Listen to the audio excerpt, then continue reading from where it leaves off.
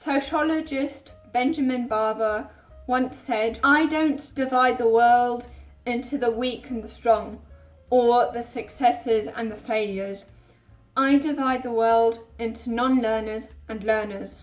So what is the mindset that gets us to learn more and therefore makes us more successful? To answer this question, let's have a look at a couple of studies. At the university in Hong Kong, everything there is in English, which is why at this university English skills are extremely important compared to other universities in China. In a study, they asked students whether if they offered an English course, they would be interested in taking part in it. They asked students whether they believe that there is only a fixed amount of intelligence.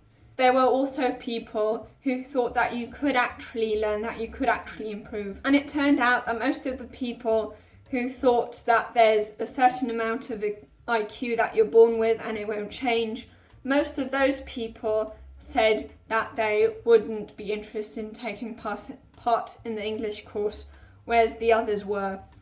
And then in another study with 7th graders, it turned out that those who had a fixed mindset, so basically thinking that you're either good at something or you're not and you can't change that, said that if they failed a test, they would study less in future and they would be more likely to cheat.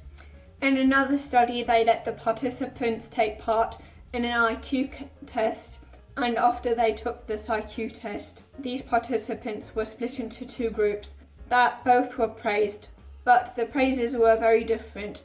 Those in the first group were praised for how smart and how talented they were, whereas the other group, they were praised for how hardworking they were. And then later on, what happened is that those who were praised because of how smart or how talented they were, they rejected challenge, whereas those who were praised for being hardworking, they welcomed challenge. 90% of those wanted to take on this challenge. Now, as you can see in all of these three studies, those who have the fixed mindset opposed to the growth mindset, thinking that you can actually learn and grow, they weren't interested in learning. But why is it like that? Well, obviously, if you think that your intelligence is something you can't change, you're not going to be interested in learning because you don't think that you could actually improve. What's even more interesting about the last study with the IQ test is that those who were praised about how hardworking they were, they found the most difficult bits later on the most fun.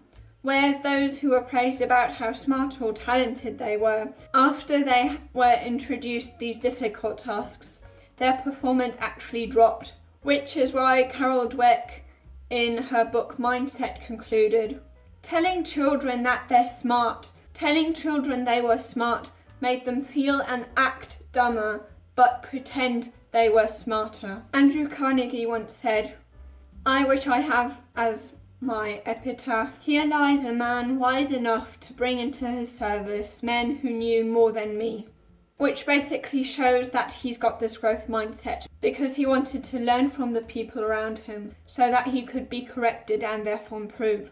And therefore he was more successful. Whereas people with a fixed mindset would hate the idea of having people around them who are more intelligent than them, because they always want to feel that they are smart and their only concern is that they want to be validated. Now, I suppose that if you're interested in mindset, you also may be interested in how to change your narrative. If that's the case, you can watch this video here.